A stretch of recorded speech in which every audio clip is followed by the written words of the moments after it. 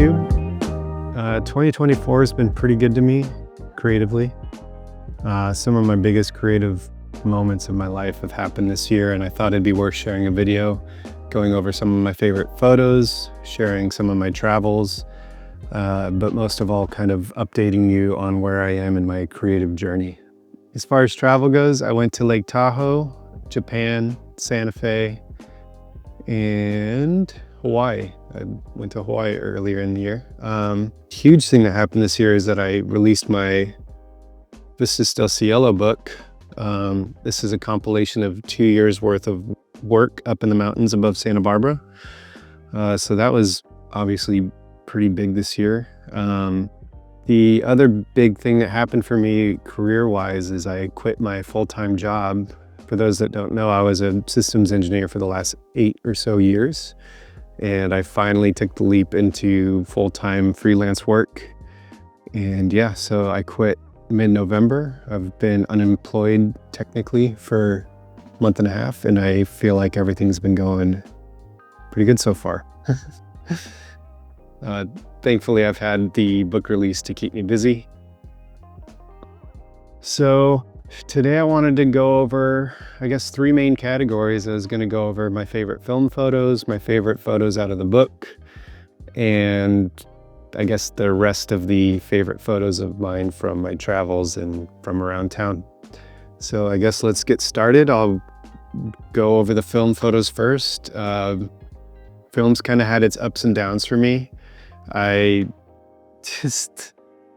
either have taken some of my favorite photos or mostly have taken my least favorite photos. So I'm just going to share the ones that I like the most. And I guess I'll let you guys decide whether or not I should stick to film or just go back to digital, because I feel like with digital work, I really know what I want visually. And I've spent so long honing that skill.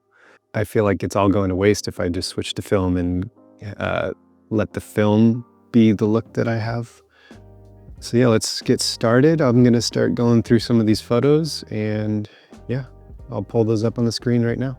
Okay, so I'm gonna start with these photos I got in Lake Tahoe on film. This was the first trip that I took where I only brought a film camera. I didn't really want to have to worry about offloading memory cards, charging batteries. I just wanted to really feel like I could enjoy the moment, and I guess that's one of the benefits of film.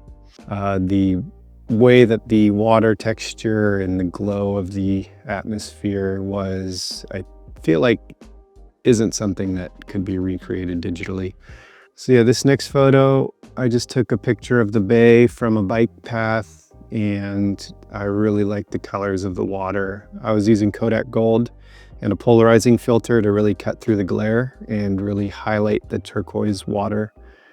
I think Kodak Gold, I mean, for everyone in the 90s, I believe that was kind of the common film stock that you took with you when you were going on family vacations in the summer.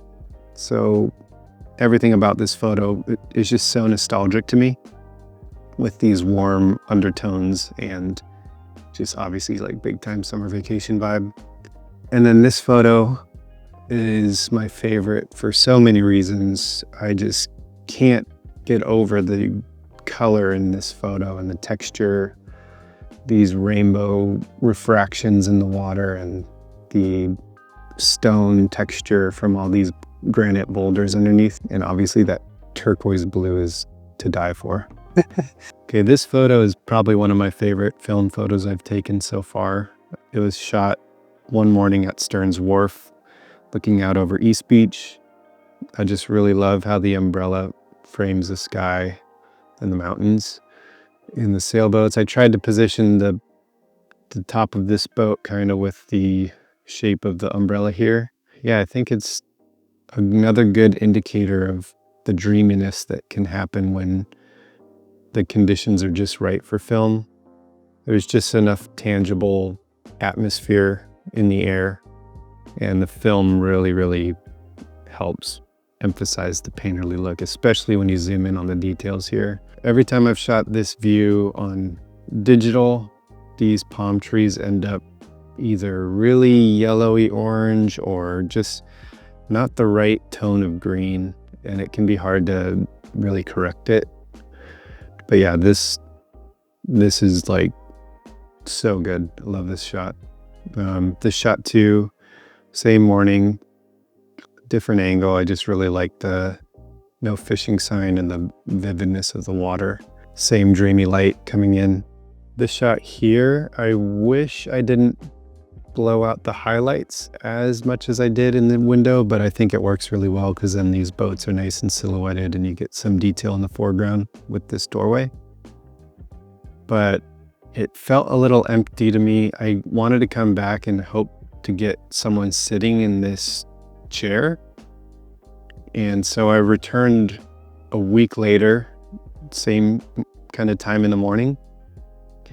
And sure enough, I got this shot. This was shot on 35mm film, not medium format, but there was this guy sitting at the window.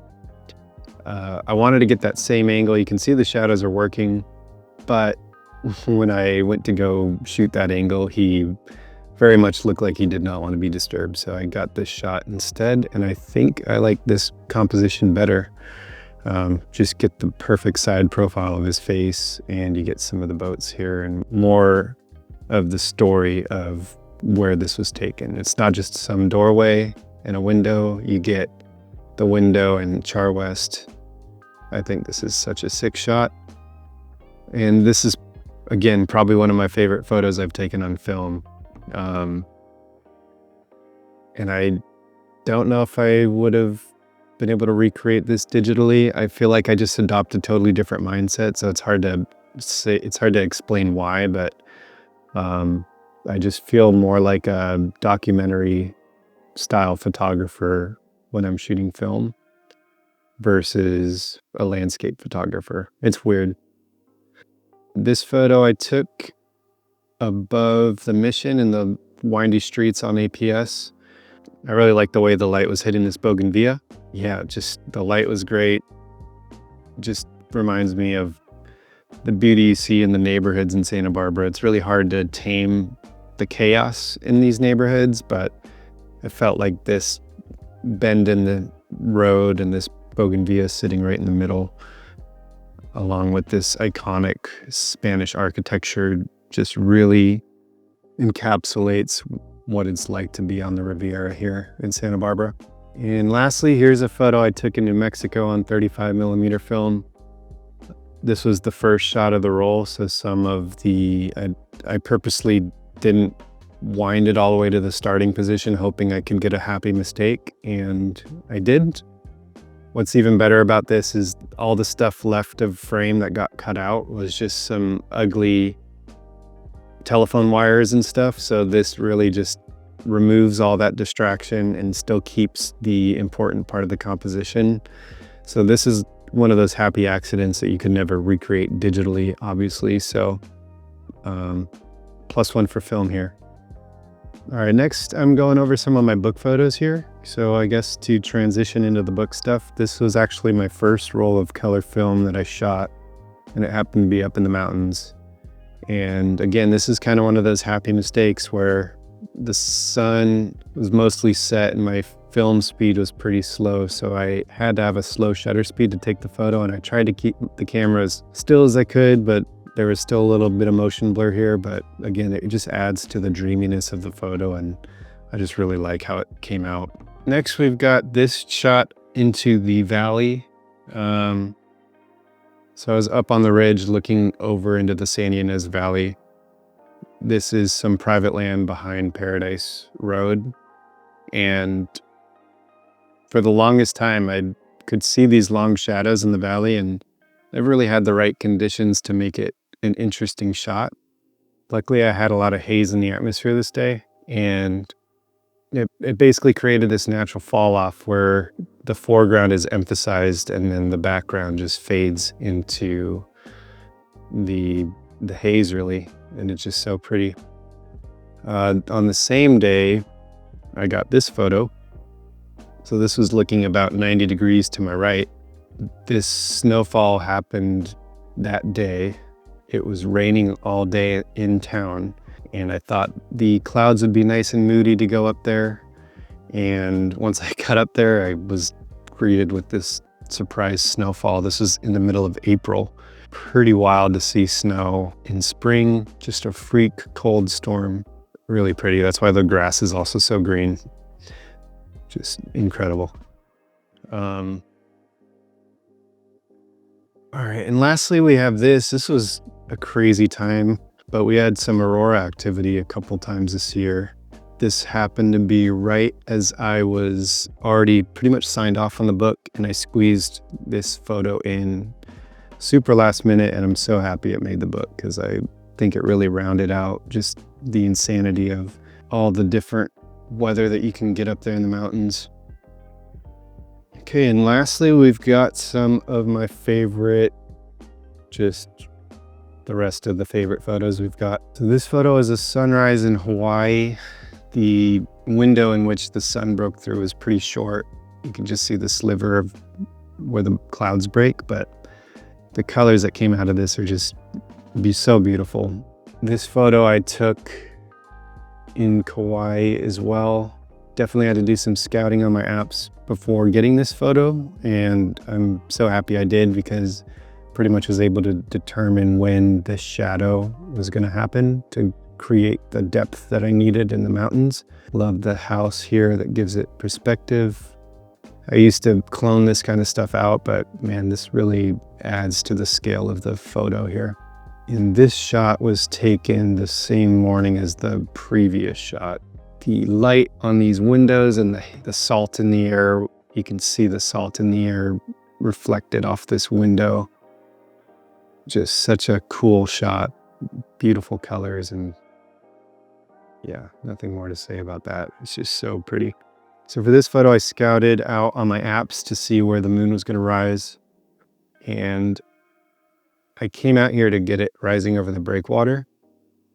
And I have a more zoomed in shot where it is peeking over the mountain and you can see the breakwater in the bottom. But what I wasn't planning for was that there would actually be surfers out. And this guy was in the right spot for the photo. I just walked up and down the coast until I could get him centered under the moon. And I just really like him sitting out there waiting for the wave under the moonlight. This one I like. It's just so simple. Nothing more to say other than offshore spray and the sunrise is just a really nice combination. We don't get swell very much, so I guess that's why it's special to me, is finally got some swell here at the end of the year.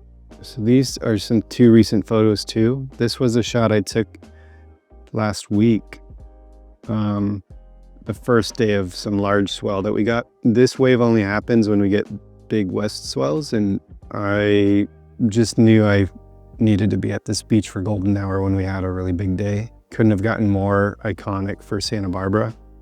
This is a shot that I don't think many people have, and I'm always trying to really define my work by getting conditions that are not common. So whether that's waves or crazy weather, everyone else has golden hour Santa Barbara shots, but I'm just trying to get shots in town where things are really unique and hard to recreate. This photo I had with my drone before I took the last one. At the time, I didn't realize how cool this shot was. I just liked the composition. I intentionally put the flag where it was and the harbor. So I flew up to where it felt like there was some breathing room with the harbor and the flag and everything from the wharf. If I was lower, that would bring everything closer together and feel a little bit cluttered. So this was where I wanted to be, to kind of show the whole scene and feel like everything had its breathing room here. And man, I don't think this could have come out any better. We got two surfers splitting this wave.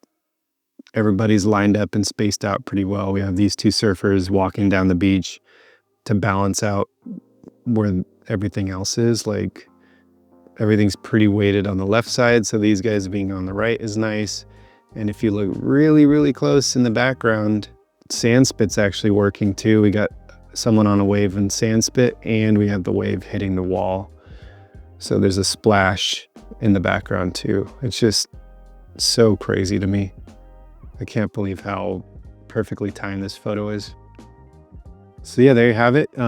These are my personal favorites of 2024. I wanted to pick some photos that were maybe a little bit less obvious than crazy sunset photos, color explosion, you know. I think a lot of every single photo has its own story, and I just giving that little extra bit of context to the photo really can help connect the viewer to the photo, I think. It's like going to a museum. There's a lot of beautiful art on the walls, but just hearing maybe a little bit of extra story behind that painting helps you really connect with the emotion behind it. Um, but yeah, this has been quite the year. It's been a couple months since I posted, and I wanted to get a video out to kind of keep the momentum going. I just quit my job in the last couple months, so that's why I haven't posted because, well, I've been pretty busy. Had the book release in November, and I've just been trying to dial in the back end of my business and take whatever gigs come my way. So I'll be sharing more. At least one video a month is my goal. And I really want to focus on showing a behind the scenes look of my scouting and planning. The scouting process is my favorite part. Whether or not I come away with like a really nice photo, doesn't even matter to me. So I think that'll take the pressure off of trying to feel like I need to have like the best photo for every YouTube video. I think it's more valuable to share the process and help you guys see a peek into what I'm doing rather than sharing all of the best photos. And obviously I'm gonna have some good photos that come out of it. So yeah, I'm excited to share that more. And I guess I'll see you in 2025. Oh, and also let me know what your favorite photo was. All right, see ya.